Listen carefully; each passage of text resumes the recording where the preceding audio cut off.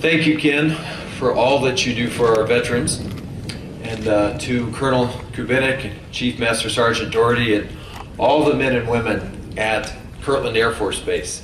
I thank you today and every day for your great service to this state and the nation.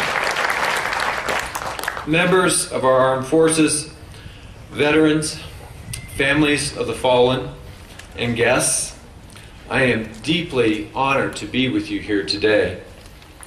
On Memorial Day, we come together with our families, as a community, and as a nation to pay our respects to the fallen and to give thanks for their sacrifice.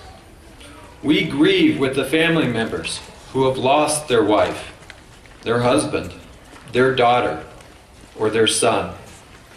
I know that there is little I can say today that will fill the hole in your heart left by your loss, for time is really the true healer.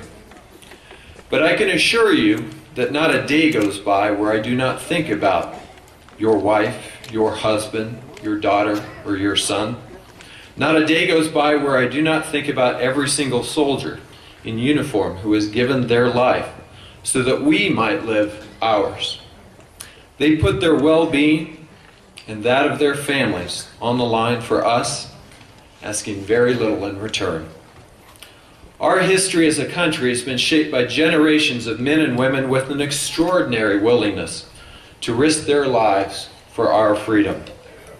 This tradition of answering the call of duty runs deep in New Mexico's history. In fact, there have been times when our state has had the highest rate of military volunteerism in the entire nation. New Mexico has had 9 Medal of Honor recipients from 1870 forward to today. One of those recipients was United States Marine First Lieutenant Alexander Bonnyman Jr.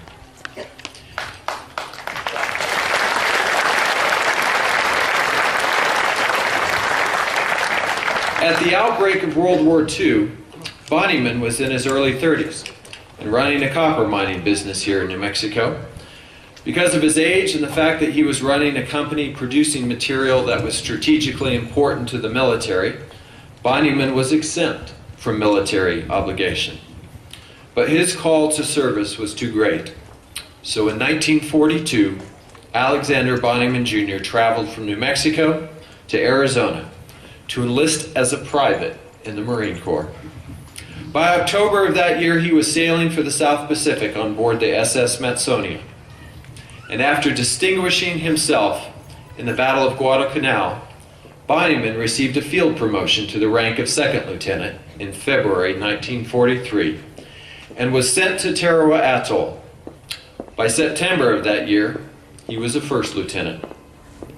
When the Battle of Tarawa began on the island of Baishio on November 20th, Bonnyman was the executive officer of the 2nd Battalion, 8th Marine Shore Party.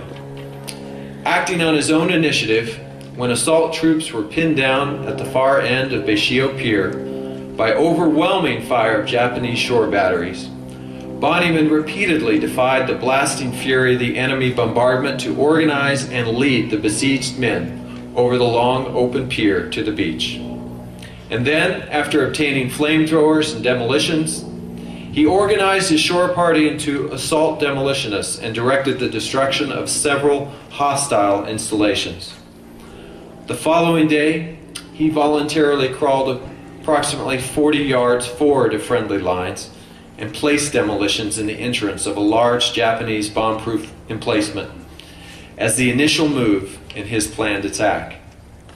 Withdrawing only to replenish his ammunition, he led his men in a renewed assault, fearlessly exposing himself to merciless hostile fire as he stormed the bastion, directed the placement of demolition charges in both entrances, and seized the top of the bomb-proof position. Assailed by additional Japanese soldiers as he gained his objective, he made a heroic stand on the edge of the structure, defending his strategic position with indomitable